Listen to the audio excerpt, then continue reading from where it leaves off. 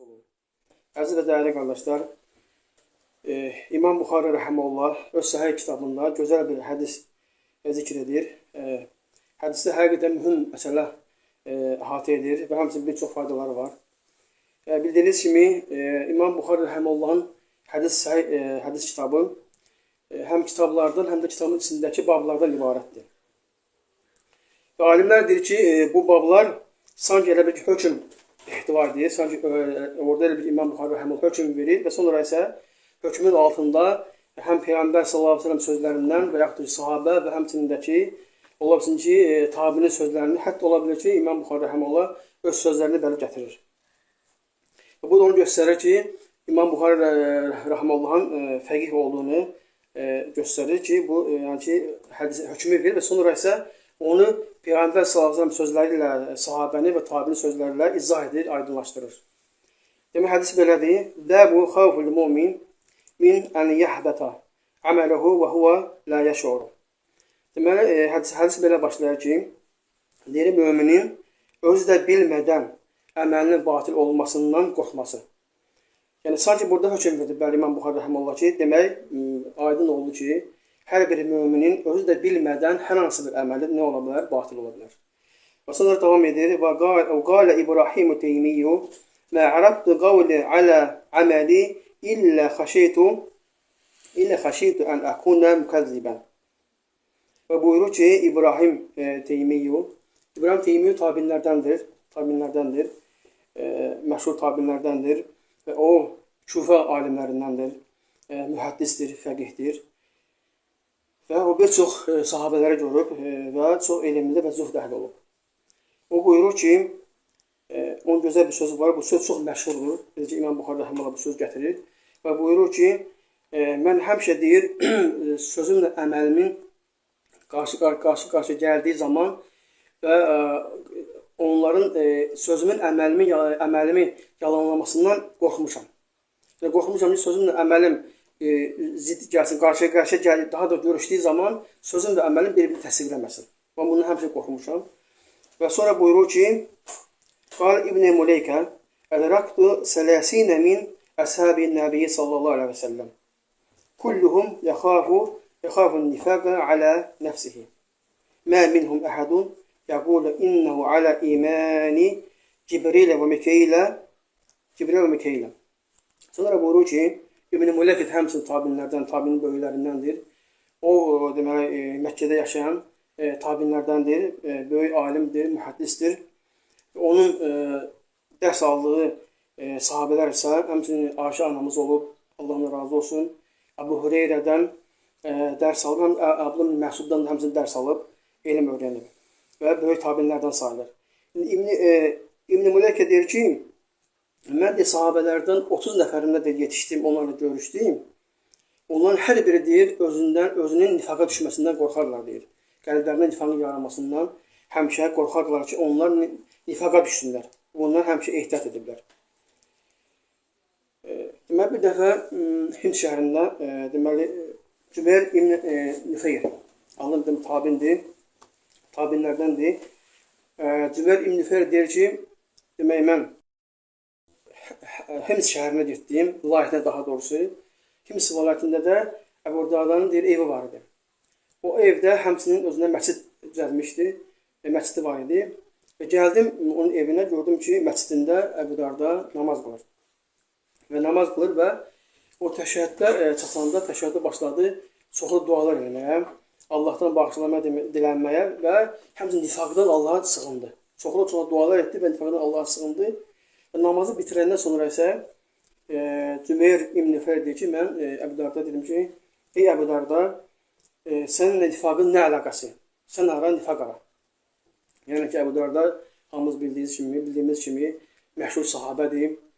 Demək, Bədir döyüşündə, Bədir zamanı İslam'a gəlib, sonra Uhud döyüşündə iştirak edib, məşhur sahabələrdən biridir və Dəməşqin imamı və həmçinin oranın qazisi olub. Yəni, bu cür insan, Əbu Darda kimi bir insan, bir kişi, təsəvvür edin ki, o nifaqdan Allah'a sığınıb dua edərmiş. Tabin də bunu bilir ki, Əbu Darda necə bir insandır, necə bir sahabə olub, zuhdu, təqvası. Lakin onu bu heyrətə gətirir ki, Əbu Darda necə də nifaqdan Allah'a sığınır. Və buna deyəndən sonrasa Əbu Darda isə ona belə cavab verir ki,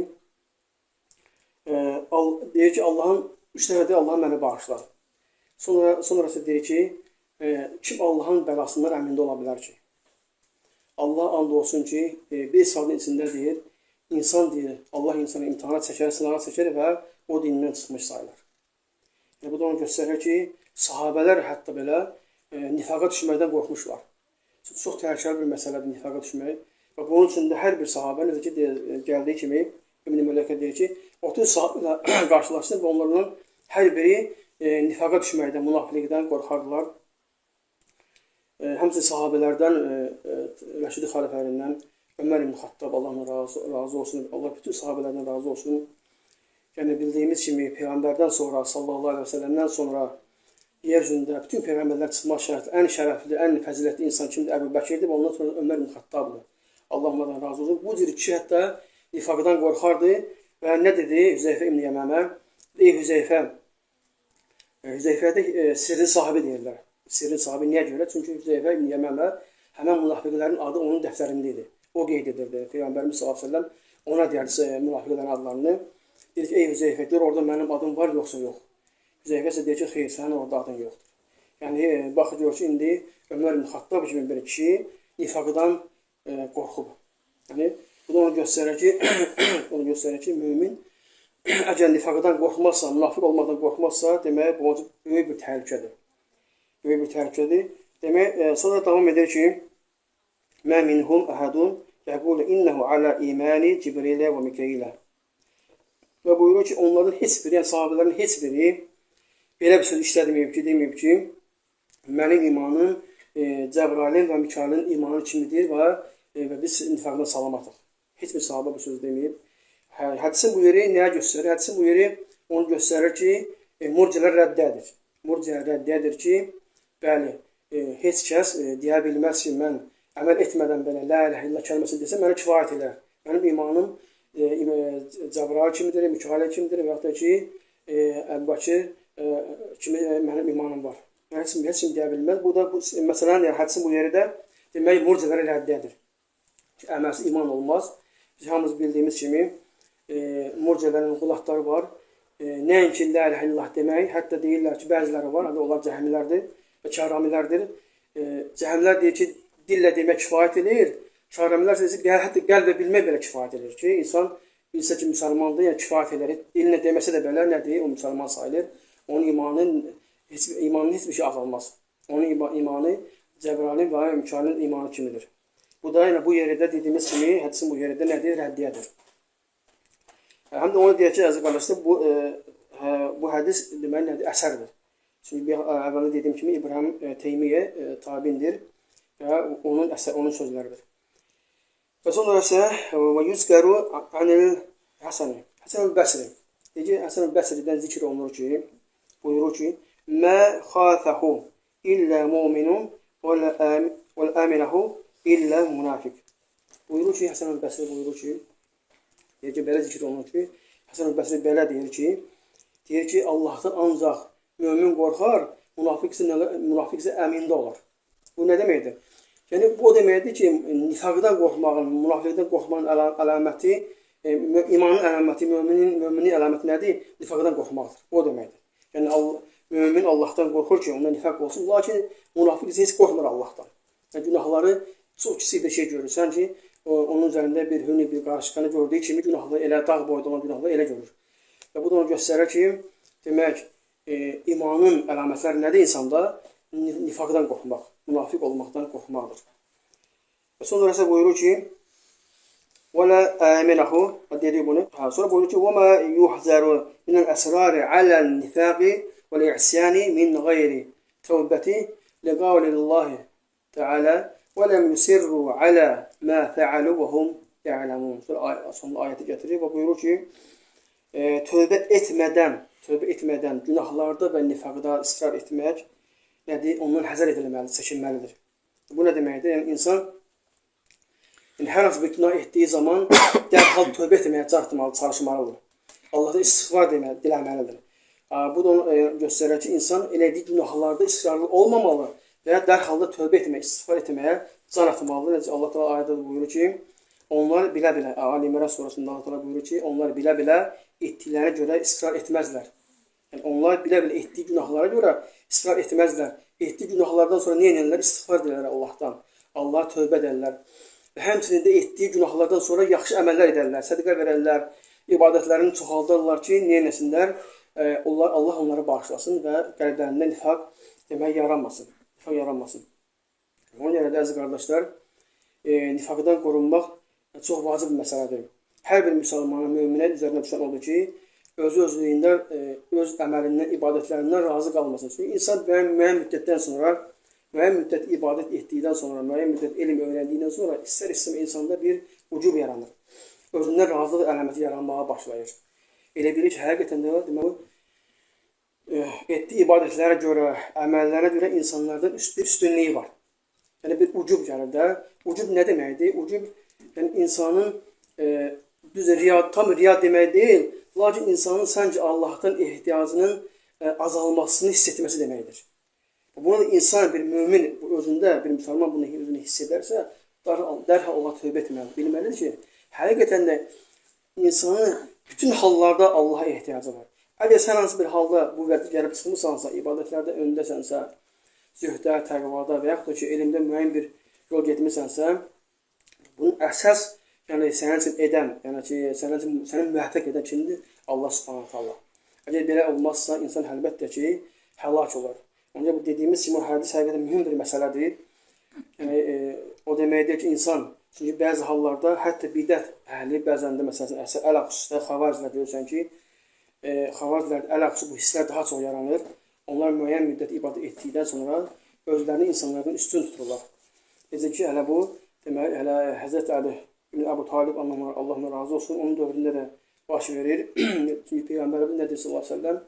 Bir vaxt gələcək, onların deyir, namazına sizin namazın çatmayacaq, onların Quran oxumağına sizin Quranınız oxumağı çatmayacaq, onların orucu kimi sizin orucunuz olmayacaq, lakin onların imanları göstərir əlində, yəni ki, buradan aşağı keçməyəcək, yəni ki, qəlblərində oturmayacaq. Lakin nədir? İbn Abbas ora gedəndə deyir, onların düşərgəsinə deyir, daxil olanda gördü ki, sanki onlar elə Quran oxuyurdular, ibadət edirlər ki, sanki düşərgədən biraz aralıda hətta olan səsləri eşidirdi, onların zikirləri, ibadətləri. Və bu da nədən irəli gəlir? Onların belə deyək, özlərindən razı qalması. Hətta ayədə də belə gəlir, Kəhf surəsində Allah Teala belə bir ayədə buyurur ki, surədə buyurur ki, وَهُمْ يُحْسِبُونَ أَنَّهُمْ يُحْسِنُونَ سُنْعًا. Allah Subhanahu buyurur ki, onlar öz-özlüyündə öz əməlləri, öz gözlərində yaxşı görsənməyə başladı. Onlar elə güman etdilər ki, öz əməlləri daha gözəldir, daha yaxşıdır. Bu ayətin təfsirində alimlər deyirlər ki, ixtilaf edirlər. Bir qrup alimlər deyirlər ki, Nasranlılar və Yahudilərdir. Bir qrup alimlər deyirlər ki, demək bu xavaricilərdir. Ki, Sədd Əbu Vaqqas bunu deyir, Əli ibn Əbu Talib deyir ki, həm Nasrani və Yahudilər olmaqla bərabər, həm də onlar xavaricilərdir. Bu ayə onlar barədə nazil olub. Onlardır ki, hansı ki, Allah Teala onları zəlalətə salıb. Onlar elə bilirlər ki, onların əməllər özlərinə çox gözəl gəldi. Onlar sanki özlərinə ucub gəldi, özlərinə güvənməyə başladılar. Bu da çox təhlükəli bir məsələdir. Hər bir müsəlman, hər bir mömin bu barədə nə etməlidir? Ehtiyatlı olmalıdır, çalışmalıdır ki, çünki hətta kifayət eləmir. Ki, insan tövbə etdiyi, ibadətləri var, namaz, oruc və s. Hələ elə bilməsin ki, artıq hər şeydən qurtulub cənnət əhlidir. Bunu bilmək olmaz. Necə ki, Ayşə anamız, Allah'ına razı olsun, bir gün Peyğəmbərimiz sallallahu əleyhi və səlləm deyir ki, ey Allah'ın Rəsulü, yağın ki, qiyamət günü o meydanda deyir, o həşirdə dayananlar, yəni günahkarlar, zinakarlar, fasiqlər, onlar yəni ki, qorxacaqlar, qorxu içində dayanacaqlar, gözləyəcəklər. Allah Rəsulü buyurur sallallahu əleyhi və səlləm ki, ey Ayşə, xeyr bu belə deyil. Hətta namaz qılanlar, oruc tutanlar belə, ibadət edənlər belə də dayanacaqlar, həsrətlə gözləyəcəklər ki, görsünlər ki, Allah Teala onların etdiyi ibadətlər onlarla qəbul etdi, yoxsa yox. Yəni, heç birimiz bilmirik ki, Allah Teala bizim etdiyimiz ibadətlərimizi bizdən qəbul edib, etməyib. Onun insan özünə güvənməməlidir. Hər halda, bütün halıyla Allaha güvənməli, Allaha təvəkkül etməli və bilməlidir ki, Allah Subhanahu taala müvəffəq edir bütün əməllərə. Bizim ibadətlərimiz, bizim itaətimiz ancaq Allahın yardımı ilə mümkündür. Necə ki, biz həmişə Fatihə surəsində həmişə İyyəkə nə'budu və iyyəkə nəstə'in ayətini ki deyirik 5 vaxt namazda. Bu nə deməkdir mənası? Alimlər deyir ki, biz ancaq sənə ibadət edirik və ancaq səni istəyirik demək o deməkdir ki, yəni bizim ibadətimiz sonrası gəlin nəstə'in gəlir də, sənə istəyirik. Ancaq səni istəməyimizə görədir. Yəni biz səni istəyirik ki, sən bizi müvəffəq edəsən ki, daha doğrusu belədir ki, biz səndən istəyirik ki, ya Rəbbi, səndən istəyirik ki, sən bizi müvəffəq edəsən, sənə ibadət edək. Yəni, bu ayətin mənası budur. Yəni, Allah Teala bizi müvəffəq eləsin ki, bizim bütün ibadətlərimiz Allah tərəfindən qəbul edilsin və Allah Teala bizi bütün əməllərimizi ixlaslı, səmimi eləsin və bizi eşidib faydalanan qullarını eləsin. Subhanallah, bihamdik, əşhədu ən la ilahə illə ənt, əs-səm'u və etûbu ileyk.